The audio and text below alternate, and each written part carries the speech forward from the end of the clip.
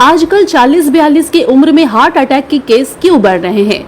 इस सवाल का जवाब हमने लिया डॉक्टर अदन हक से, जिनका कहना है गलत खान पान, नींद की कमी, स्ट्रेस और एक्सरसाइज की कमी। ज्यादा एक्सरसाइज भी हार्ट अटैक आने का कारण भी बन सकता है। यही है आज की सबसे बड़ी वजह। हाल ही में एक्ट्रेस शेफाली जरीवाला की मौत ने भी सबको चौंका दिया। इस पर डॉक्टर कहते हैं फिट दिखना और अंदर से हेल्दी होना दोनों अलग बातें हैं। रोजाना थोड़ी सी एक्टिविटी, संतुलित डाइट और स्ट्रेस मैनेजमेंट काफी जरूरी है। क्यों होती है कम उम्र के लोगों को हार्ट अटैक? हार्ट से जुड़ी तमाम तरह की जानकारी ली हमने डॉक्टर मोहम्मद अदन हक से, जिनका कोलकाता के कॉइस्ट मॉल के पीछे 4 नंबर गेट के पास एट्रियम क्लिनिक है। जी हाँ, एट्रियम हेल्थ क्लिनिक। चलिए इनसे सीधे जुड़ते हैं और जानकारी लेने की कोशिश करते हैं। जैसा मैं जानते हैं, मैं आई एम कंसल्टेंट फिजिशियन। तो मैं यूजली पेशेंट देखता हूँ डायबिटीज, कार्डियो डायबिटीज। तो मेरे पास बहुत से यंग पेशेंट्स आते हैं जो बोलते हैं कि मुझे कुछ दिनों से सांस लेने में दिक्कत हो रही है, शॉर्टनेस ऑफ ब्रेथ हो रही है।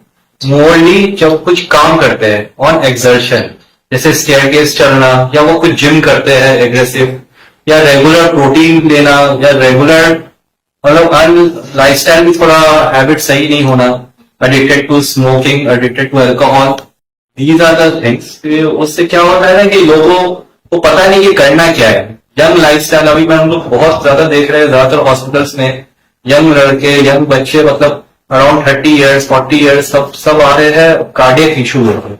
यूजली क्या होता है, हम लोग सबसे बड़ी गलती कर रहे हैं कि हम लोग डॉक्टर्स के पास जाते हैं, हम लोग अपने ही से यूट्यूब और नेट में सर्च करके मेडिकेशन करना चाहते हैं, और खुद से ही डाइट बना के, जो कि ट्रेंड नहीं है उनके पास जाके पूरा उल्टा सीधा डाइट लेते हैं, और उसके बाद और प्रॉब्लम क्रिएट होता है।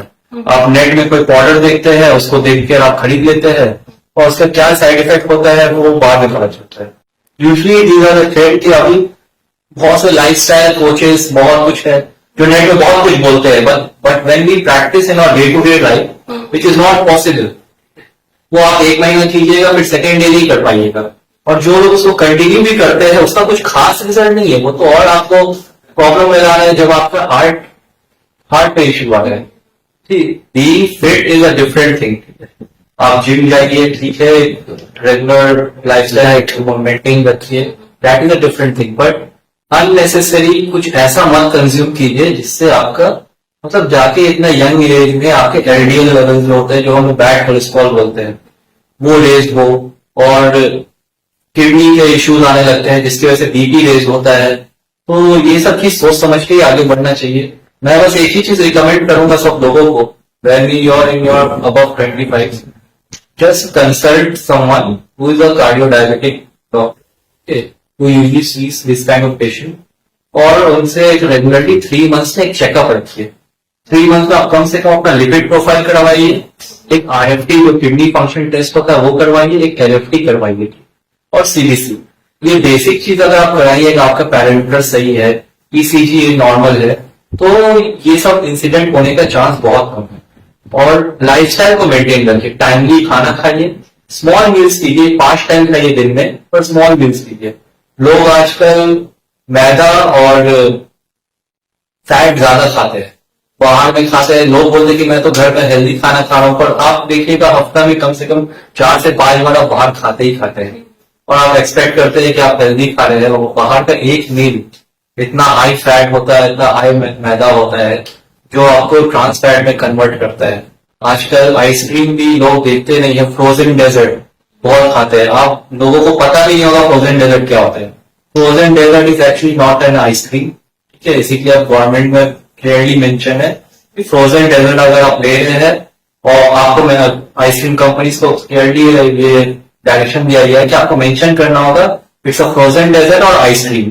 आइसक्रीम होता है जो मिल्क से बना रहता है, frozen dessert purely palm oil से बना रहता है, ठीक है। यूजली वो चिप्स खाते हैं क्योंकि उसका प्राइस कंपटीशन इतना ज्यादा है, उसको प्राइस कम करने के लिए वो पाम ऑयल 70% 80% पाम ऑयल ही यूज होता है, ठीक है। तो जो कन्वर्ट करता है आपके ट्राइग्लिसराइड लेवल को बढ़ाता है, बैड कोलेस्ट्रॉल को बढ़ाता है, और अननोइंगली हम लोग एक प्रॉब्लम में फंसते हैं। तो ये मेरा बेसिक सलाह है, 3 मंथ्स, एटलीस्ट 3 मंथ्स, और minimum 1 in 6 months you consult a doctor who is trained in all this, जो लिपिड को कंट्रोल करना जानते हैं, और उनसे आप एक बार आके मिलिए। इनफैक्ट जो रेगुलर जिम भी जाते हैं उनके लिए भी यही सलाह है, ये नहीं सोचे कि आप जिम जाने का बहुत फिट है, आपको भी मतलब एक बार डॉक्टर से मिलना चाहिए, और आप जो भी कंज्यूम कर रहे हैं उसको खुल के बताए डॉक्टर को कि मैं ये चीज कर रहा हूँ कंज्यूम, वो चीज मुझे कंटिन्यू रखना चाहिए या नहीं करना चाहिए। जैसा मैंने सुना ये सेलिब्रिटी क्या करती थी, फेयर होने के लिए हम लोग एक केमिकल यूज करते ग्लूटाथाइन, तो without any train consulting any doctor, कोई ट्रेन का सलाह के बिना she was continuing that for next 4 to 5 years। ठीक है, इसके वजह से उनका बीपी हमेशा लो रहता था और लिपिड प्रोफाइल रिलेंज रहता था। हाँ, बहुत कुछ ऐसा हुआ। ग्लूटाथाइन का रेगुलर कंजम्पशन ओरल लीजिए, आईवी लीजिए, वो एक प्रॉपर ट्रेन डर्मेटोलॉजिस्ट के अंदर ही आप लोग ले लीजिए। कोई ऐसे अननोन जगह में जाके कोई अनट्रेन्ड आदमी से ये सब मेरा सलाह की मत चाहिए। जी बिल्कुल। तो देखा आपने डॉक्टर साहब ने कितने अच्छे तरीके से समझाई है, हर जिम जाने वाला इंसान फिट नहीं होता है, ये बात जान लीजिए अच्छे से। शुगर काफी लोगों को परेशान करता है, शुगर के लिए क्या कुछ सहूलियत बरत रही है, इसके बारे में थोड़ा बताएं। शुगर की ये सबसे पहला चीज है कि आप रेगुलर अपना चेक कीजिए शुगर कितना है। ठीक है, एक ग्लूकोमीटर आता है घर में, वो आप चेक कर सकते हैं रैंडमली, अगर वो 200 का हुआ है तो रश टू द डॉक्टर। ठीक है, क्योंकि India is a diabetic capital now, 95% लोगों को शुगर होता ही होता है, तो ऐसा बहुत ही कॉमन है। शुगर या मीठा ज्यादा खाने से होता है या कोई और वजह? नहीं, शुगर मीठा खाने से ही सिर्फ नहीं होता है, जेनेटिक रीजन भी है, बहुत सा लाइफस्टाइल मॉडिफिकेशन भी करना पड़ता है, लाइफस्टाइल हैबिट सही ना हो उसकी वजह से भी होता है। प्लस आप क्या खाते हैं, ठीक है, वो एक डिपेंड है। अगर शुगर हो जाता है उसके बाद क्या कॉम्प्लिकेशन है वो ज्यादा मैटर करता है। ठीक है, शुगर होने से सबसे पहला चीज होता है कि आपके आई साइट कमजोर हो जाए, ग्लूकोमा होने का बहुत चांसेस हो जाता है, रीनल फंक्शन खराब हो जाता है, किडनी बहुत जल्दी असर करता है, किडनी में असर होना ही होना है अगर डायबिटीज है तो एक टाइम से। तो diabetes is a slow poison. ठीक है, और रहा बात कार्डियक और ब्रेन हेल्थ, तो वैसे ही जाता, हम लोग यूजली सुनते हैं स्ट्रोक हो गया, अचानक से स्ट्रोक हो गया, कैसे हो गया पता नहीं, क्योंकि उनको डायबिटीज और हाइपरटेंशन बहुत दिन से था क्योंकि चेकअप नहीं हुआ है। ठीक है, और दूसरी बात है कि आप एक बेसिक डाइट है, अगर मैं बोलूंगा तो लोग स्टार्च बहुत खाते हैं हम लोग, आप पोटैटो थोड़ा अवॉइड कीजिए, कच्चू एक सब्जी होता है उसको थोड़ा अवॉइड कीजिए अपनी मील्स में, डालडा का बना हुआ या बटर ये थोड़ा अवॉइड कीजिए। राइस अगर लेते हैं तो एक स्मॉल मील लीजिए, हम लोग का इंडियंस का हैबिट है राइस ज्यादा खाना है और रोटी ज्यादा खाना है और सालन कम खाते हैं, तो ऐसा नहीं है, आप चिकन फिश खाइए, इसके साथ एक थोड़ा अमाउंट राइस लीजिए। ठीक है, जो साइड मील्स है वो ज्यादा लीजिए, मेन मील्स वेजिटेबल्स और चिकन या फिश वो ज्यादा खाइए।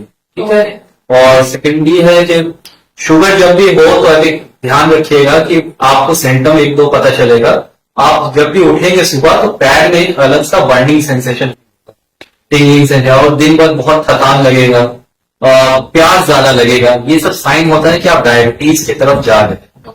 तो ये बेसिकली होता है कि आप एक बार कम से कम किसी न किसी डॉक्टर से कंसल्ट करें। तो ये देखा आपने दोस्तों कितने अच्छे तरीके से हमें पूरी डाइट चार्ट बना के बताया है। अगर आप इससे परेशान हैं तो कुछ इस तरह की डाइट चार्ट अपनी ले सकते हैं, लेकिन अपने हेल्थ के अकॉर्डिंग अगर आप चाहते हैं पर्सनली इससे मिलके अपनी अलग से डाइट चार्ट और अपना हेल्थ इश्यू को लेके कुछ मेडिसिन वगैरह अगर इनसे मिलकर दिखवाना चाहते हैं तो आप सीधे चले आइए कोलकाता के कोस्ट मॉल के 4 नंबर गेट की तरफ एट्रियम क्लिनिक में। तो मॉर्निंग में मैं मंडे टू सैटरडे बैठता हूँ 12 से 2, शाम में 7 से 9। अगर मुझसे कंसल्ट करना है तो आप डायरेक्टली यहाँ के रिसेप्शन में कॉल कर सकते हैं, जिनका नंबर है 9163 192 292।